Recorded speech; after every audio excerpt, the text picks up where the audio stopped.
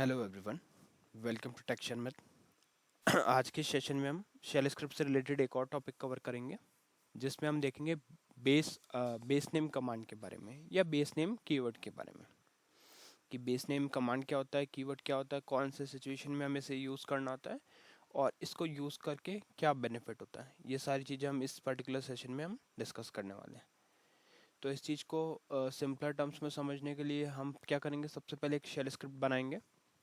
उस shell script के अंदर बेस नेम कीवर्ड का यूज़ करेंगे और फिर उस बेस नेम कीवर्ड से जो भी आउटपुट हमें मिलेगा उसको अपने क्यू शेल से रन करके उस आउटपुट को चेक करेंगे, उसमें कुछ कस्टमाइजेशन कर करके देखेंगे। और जब वो चीज़ क्लियर हो जाएगी तब लास्ट में देखेंगे कि कैसे CL प्रोग्राम के थ्रू हम सेम शेल स्क्रिप्ट को रन कर सकते हैं। ठीक है, तो अब इस चीज़ को देखने के लिए अपन क्या करेंगे, यहाँ पर लिखेंगे वर्क एल के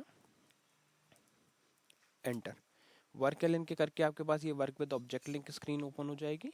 इस स्क्रीन से पेज डाउन करने पे आपको एक डायरेक्टरी मिलेगी जिसको हम हमेशा यूज़ करते हैं। तो इस डायरेक्टरी में मैं ऑप्शन 5 से ओपन कर रहा हूँ और यहाँ पे हमारे पास एक फाइल है shermit.sh। ये जो फाइल है ये ऑलरेडी एग्जीक्यूटेबल फाइल है। अगर आपकी शेल स्क्रिप्ट एग्जीक्यूटेबल मोड में नहीं है तो आपको उसके लिए कमांड यूज़ करना पड़ेगा, जो मैं ऑलरेडी डिस्कस कर चुका हूँ अपने एक पहले वाले सेशन में, जहाँ पे हमने देखा था कि कैसे ch मोड कमांड की हेल्प से हम इसको एग्जीक्यूट मोड में ला सकते हैं। ठीक है, अभी के लिए मैं एज्यूम कर रहा हूँ कि आप लोग भी जो शेल स्क्रिप्ट यूज़ कर रहे हैं वो एग्जीक्यूटेबल है क्योंकि वो ऑलरेडी डिस्कस हो चुका है। तो अब हम मेनली फोकस करेंगे अपने बेस नेम कीवर्ड या बेस नेम कमांड पे। तो मैं यहाँ पे ऑप्शन 2 से इसको ओपन कर रहा हूँ। अब इस शेल स्क्रिप्ट के अंदर यहाँ पे देखो क्या लिखा हुआ है, मल्टी लाइन कमेंट्स लिखे हुए हैं। मल्टी लाइन कमेंट में हमने लिखा हुआ है प्रेजेंटेड बाय सेशन। तो प्रेजेंटेड बाय में तो प्रेजेंटर का नेम आ गया और सेशन नेम में आ गया बेस लाइन शेल स्क्रिप्ट, जो एक आज का हमारा ये टॉपिक है। अब यहाँ से हम स्टार्ट करते हैं इसके बारे में समझना। तो पहले मैं आपको रिक्वायरमेंट और सॉल्यूशन क्लियर कर देता हूँ थियोरेटिकली बताकर वर्बली, और फिर हम इस चीज़ को प्रैक्टिकली करेंगे। तो देखो ऐसा होता है, बेस नेम क्या करता है, जब भी आपके पास कोई बहुत बड़ा पाथ नेम हो तो उस पाथ में से, जैसे हम इवन ये वाला जो पाथ है अगर आप देख रहे हो तो ये भी एक पाथ है किसी शेल स्क्रिप्ट का, राइट। तो इसमें से अगर हमें सभी डायरेक्टरी को इंक्लूड नहीं करके सिर्फ उस फाइल का जो बेस नेम है, मतलब जो फाइल का जो मेन पोर्शन है उसको फेच करना है, तो उस केस के लिए हम क्या यूज़ करते हैं, बेस नेम कीवर्ड का यूज़ करते हैं। समझ में आया। तो हमारे पास एक पूरा पाथ रहेगा, उस पाथ में से बाकी सब तो क्या है, डायरेक्टरी वाले पोर्शन है, होम है वो डायरेक्टरी है, शर्मिट डायरेक्टरी है, टेक शर्मिट डायरेक्टरी है।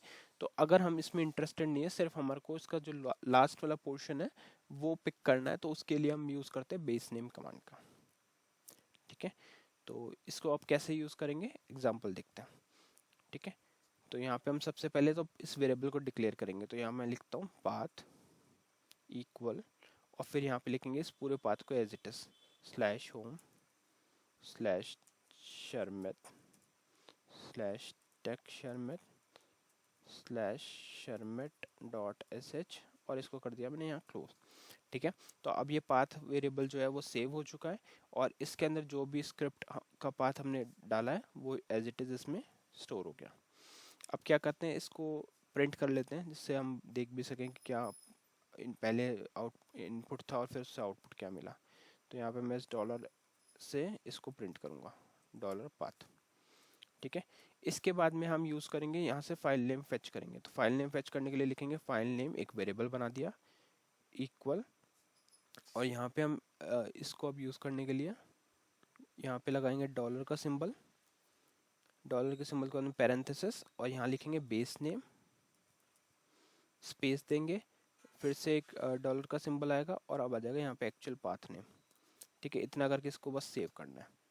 तो यहाँ तक क्या होगा, सबसे पहले हमने एक पाथ डिक्लेयर किया, उस पाथ को एज इट इज प्रिंट कर दिया। तो यहाँ पे मैं इसको लिख भी देता हूँ, एक्चुअल पाथ।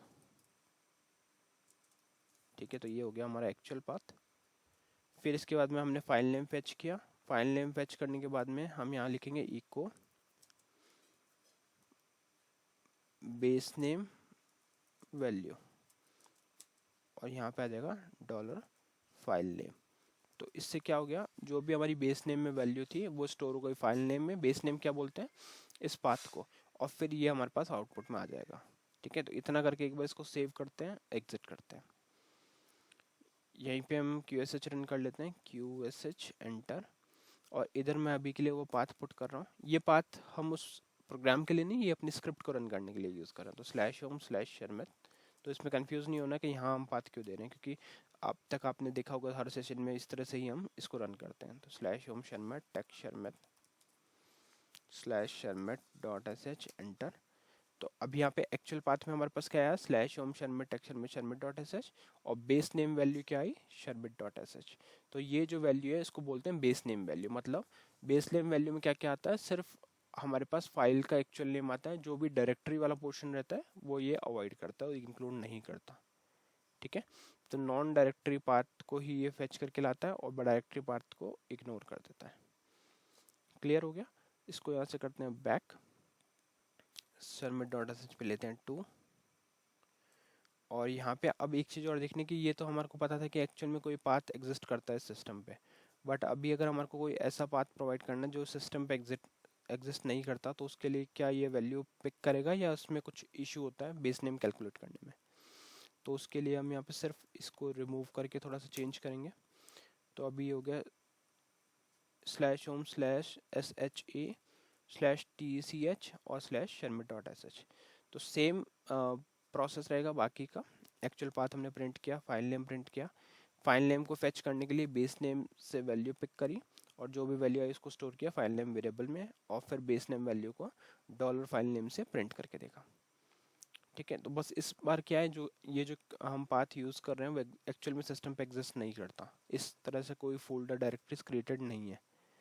तो हमें बस यही वेरीफाई करना है कि इस केस में क्या बेस नेम एक्चुअल फाइल को लेके आएगा या नहीं लेके आएगा। तो उसके लिए सेव करेंगे F3, एग्जिट F3, और यहाँ पे अब हम लिखेंगे QSH लिखने के बाद में अब हम ओरिजिनल स्क्रिप्ट का पाथ देंगे /home/sharmat/sharmat/sharmat.sh एंटर।